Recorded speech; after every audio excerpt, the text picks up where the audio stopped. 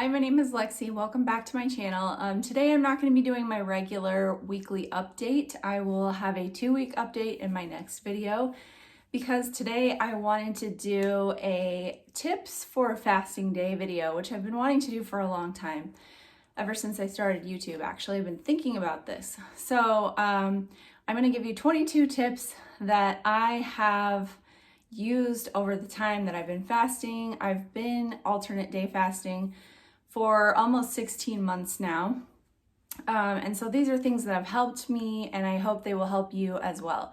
Also, if I leave something out or you have something that you use that really helps you, please leave it in the comments below so that you can help someone else. The first tip, number 1, is to use supplements that you may need at the opening of your fasting window. So on your last meal, you eat, typically vitamins actually absorb better with food. A lot of vitamins are actually fat soluble. So you'll want to take them with food. And also there is some debate as to whether or not supplements will break a fast. So I think to be on the safe side, it is best to keep supplements in your eating window. So go ahead and take supplements right before you're about to start fasting. And it may help you to take some electrolytes like magnesium or potassium. You may not need them at all, but that would be a good time to take them just in case. I really don't think I think it's okay to take supplements like electrolytes during your fast, and then it won't break your fast. But there are some fillers in certain supplements that may possibly interfere with your fast. So you just want to be a little bit careful and aware of that. One thing that I like is this Natural Calm drink. It is a magnesium supplement. It also has potassium in it as well. This one has calcium and vitamin C and D also. But it is sweetened with stevia. I think it tastes really good, but yeah, stevia is not recommended during a fast because it will spike your insulin, and you don't want that because that is something that will block your access to fat storage. So we don't want that. Anyway, and magnesium can also help you sleep on a fasting day. So you want to make sure that your body has the right levels of that. And number 2 is to press start on your fasting app.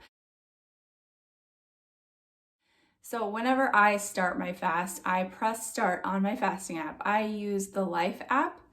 It's just what I've been using since the beginning, and it keeps a running tab of all of my fasting hours. So I don't necessarily want to switch to a different app ever because, it's been keeping track of all my hours since I started. So that's kind of fun to see total fasting hours. I'm up to 7,000 or something like that right now.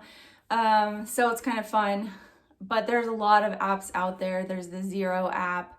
There's a Fastic, I think. I don't really know anyone that uses that one, but let me know if you use a different one that you like. And it just helps me to kind of flip that switch in my brain, I'm fasting. And then when I break my fast, I turn off the app or I press stop, and that opens my eating window. So here's a screenshot of my fast that I just ended this morning. A couple hours ago. It was just shy of 40 hours. So I really, really think that helps me. Also, it shows you kind of what your body is doing along the way, which is also nice. Number 3 is pink salt, minerals, and sparkling water.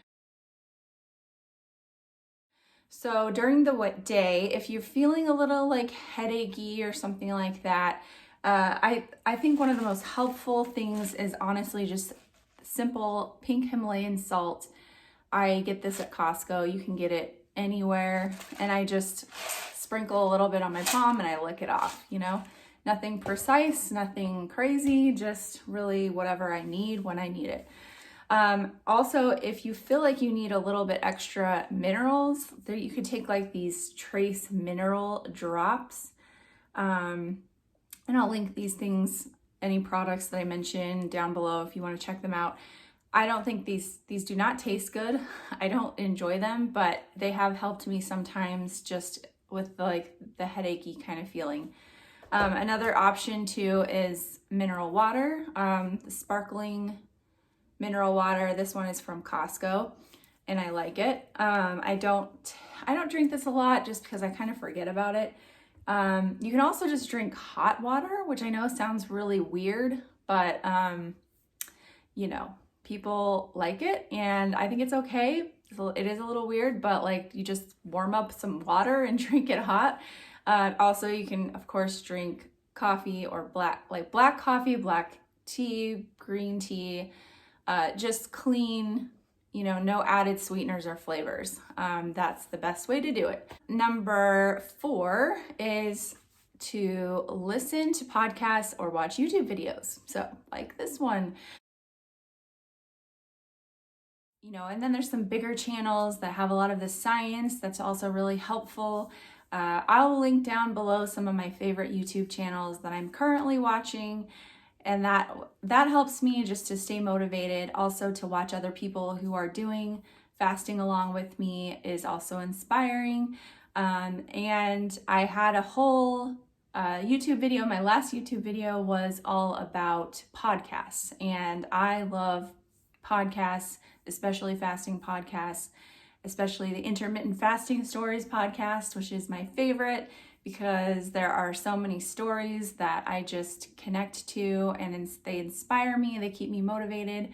So that is definitely a extremely helpful thing to do while you're fasting to stay motivated, inspired, and to educate yourself. Number 5 is to keep busy.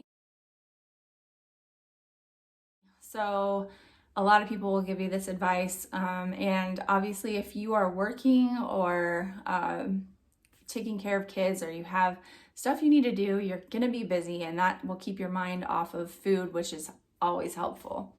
Number 6 is rest. Now this is the opposite of keep busy, and I know most people will talk about the busy aspect, but I also like to focus on rest, and that to me is just that if I have an opportunity in the afternoon and I've gotten everything done and I'm winding down, I take a little nap. I just take a nap for 20 minutes if I can. You know, I can't always squeeze it in. I know this is difficult when you have younger kids or if you're at your job, but you know what? Like if you are working and you can go out to your car and take a little nap, like that might be a good option for your lunch break when other people are eating. So, yeah, I would just say that on the other side of keeping busy is definitely to allow yourself to rest when you need it. Number 7 is to break up the day into segments. So what I mean by that is just like I kind of mentally separate my fast into kind of 4 segments, and that would be like from when I start my fast on my eating day to going to sleep is one segment. And then when I wake up in the morning till about noon is another segment. And then like noon to 4-ish is another segment. And then like 4 to bedtime. So I kind of just like break it up into chunks mentally. And that helps me to just sort of like not think of it as this long, big thing that I'm trying to get through, but just like get to this point, then get to this point. And for some reason, that just really helps me. Number 8 is to think in your mind, when you see something you really want to eat, think, I can eat that tomorrow. So I think that mentally just helps me to know that I'm not missing out on anything. I'm just delaying it a little bit and I can have it tomorrow. Number 9 is attitude is everything. This is going along with the last one. Don't be a martyr, okay? Don't be a victim. This is your choice and you're doing it for you. So if you spend all day complaining, that attitude is going to seep deep down into you and make you feel like you are doing something that is making your life worse instead of better. And so you really have to like jump into the mindset of I am choosing this. I'm doing it for me to feel my best, to be my best, and it's my choice. So, you know, like that is hard when your husband or your spouse or whatever is sitting next to you eating chips at night and you're fasting and, you know, you don't want to be resentful. You may have to walk out of the room, but it's something you're gonna have to get used to. And because it is your choice, and I know it's hard sometimes, but we just have to kind of make peace with that because we can't make other people live the same lifestyle, and we just have to, be grateful for the choice that we're making. So that is a huge thing about just your attitude your mindset will make such a big difference. Number 10 is acknowledge that hunger comes in waves. When you feel hungry, just know it's not going to get worse and worse and worse and worse. It is going to come and go, and it comes in those waves. Okay, so expect it, know that it's going to come and it's going to go away, and it's not hurting you. It actually is telling you that your body is starting these processes that are going to help you burn your fat and be healthier, get into that autophagy, and it's a good thing. So just learn to embrace the hunger, or at least make peace with it. Number 11 is to do something you enjoy. So read, knit, crochet, garden, play video games if you're into that. I mean, whatever you have time to do that you can do, definitely do things that you enjoy so that you associate positive feelings with the fasting period. I'm a reader, so I really like to read while I'm fasting. You can take a walk, take your kids to the park, whatever you enjoy that you can do that doesn't involve food. There's a lot of things out there that don't involve food that are enjoyable. Number 12 is save what you want for later. So if your kids come in the house and they have cookies that their friend's mom made, and this has happened to me multiple times, don't think, I wish I could have one. Take one, put it away somewhere where your kids won't find it. For me, it's the freezer. If it's like a baked good or something, I will wrap it up and put it in the freezer because that'll make it stay fresher. And then I will defrost it when I can eat it. Oftentimes I forget about it, but you know what? Just knowing that I have that choice makes me feel so much better. Number 13 is to write in a journal. So I have just this little simple, it's got like stuff spilled all over it, brown journal that is my designated fasting journal. And when I started, I wrote in it like every fast day, just when I was struggling. I needed to get my thoughts out and to remind myself why I was doing this. And I think that is just so important. So definitely I recommend writing in a journal just to remind yourself what you're feeling inside, and what is your reason for doing this hard thing, and to really think it through and get it down on paper. Another option, if you don't like to write, is to do a voice recording on your phone. You can do that if that helps you. Number 14 is to pray. Now, if you are religious, and like I am, definitely incorporate prayer into your fasting routine. And fasting can be definitely a period of connecting spiritually. I have always fasted for spiritual reasons since I was a teenager, so I was used to that actually. And now I'm doing it for other reasons as well. And sometimes my focus will be more on that, and I kind of separate those days. But definitely that is something that will help you if you lean into prayer. And also along with that, you could incorporate meditation. I've never been good at meditating, but I know a lot of people love it. Number 15 is to think about what your body is doing. I sort of mentioned this with the fasting apps, but you can watch YouTube videos that explain, this is what's happening with your body as you fast. I'll try and link one down below. I know Dr. Mindy has some of those videos that are really good. It just kind of breaks it down by hour of what's happening in your body while you're fasting. So that can be really helpful, because I think that is really the most important reason to fast ultimately, even though a lot of us come to it for weight loss, is just to know that we are really healing ourselves internally, and that is the most important thing. So definitely lean into that. So number 16 is self-care. So like taking a bath or a walk, doing your hair, your makeup, things that make you feel good, just like make you feel like a human, you know? Like I think taking care of yourself is really important. And I'm not talking about like getting a pedicure or a massage, which would be awesome if you have the chance to do something like that. But I'm just talking about like those things that we do to take care of ourselves and make us feel like we are taken care of.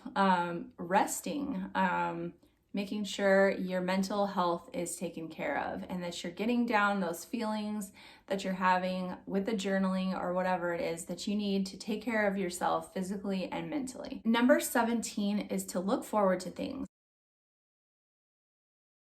So this could be food, or it could be just like planning a trip or something. I know a lot of us have had a lot of disappointments in the trip area recently, but even if it's just planning something in the future, you know, like looking at places you could go or restaurants you could go to, or I look up a lot of recipes when I'm fasting. I cannot count how many chocolate chip cookie recipes I have saved during fasting, even though I've probably only made like one or two of them, but it's just something I do. And like, I think it's okay, you know, like we can look forward to things even if we're not doing them right now. And I think that's a part of the joy in life, is just anticipating and looking forward to things. Number 18 is to call a friend.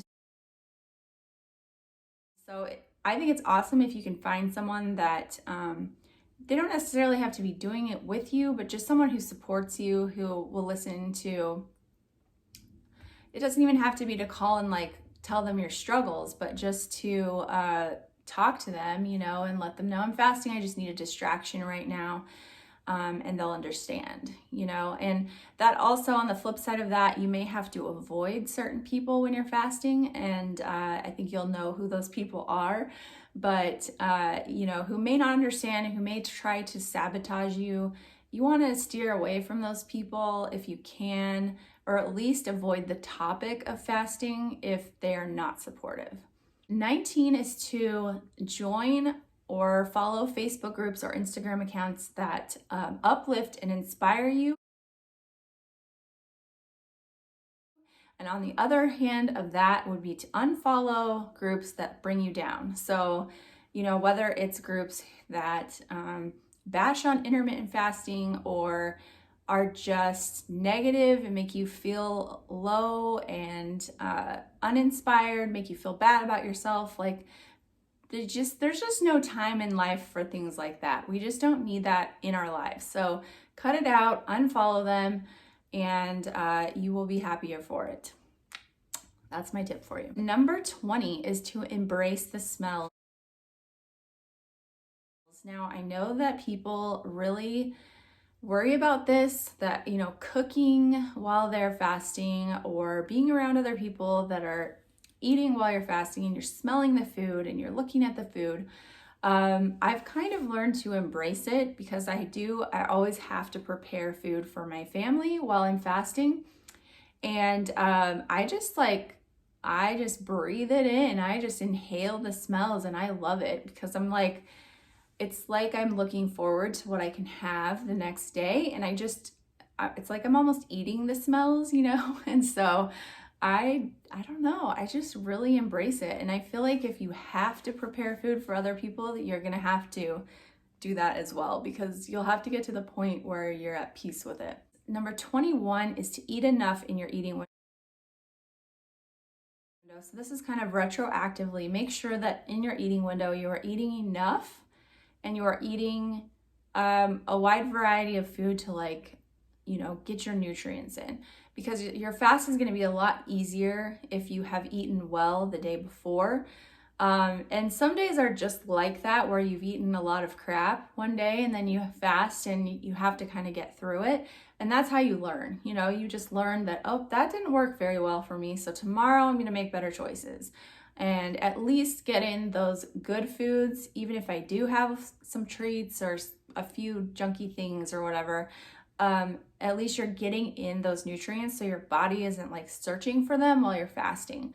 So you just want to kind of have those buckets filled up when you're fasting so that your body isn't searching for that nourishment, if you know what I mean. Then number 22, this is the last tip, and this is really important. I think it's so important just to acknowledge that it's okay if it's hard.